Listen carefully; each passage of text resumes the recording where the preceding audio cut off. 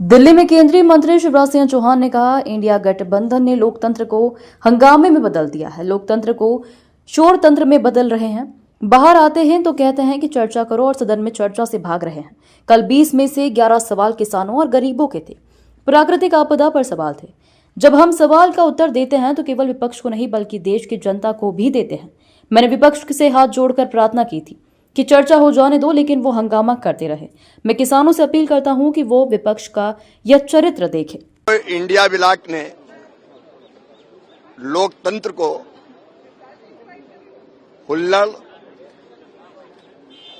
हंगामा और हुड़दंग तंत्र में बदल दिया है।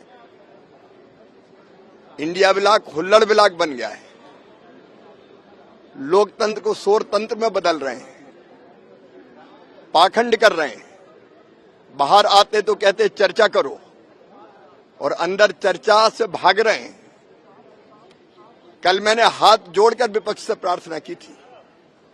कल 20 में से 11 सवाल किसानों के थे, गरीबों के थे, गांव के थे। प्राकृतिक आपदा पर सवाल था, किसानों की फसल खराब होने पर सवाल थे, प्रधानमंत्री किसान सम्मान निधि पे सवाल थे, फसल बीमा योजना पे सवाल थे, मनरेगा पर सवाल थे। और सवाल का जब हम उत्तर देते हैं तो केवल विपक्ष को नहीं देते, देश को देते हैं, देश की जनता को देते हैं। मैं हाथ जोड़ता रहा कि चर्चा हो जाने दो और वो हंगामा करते रहे।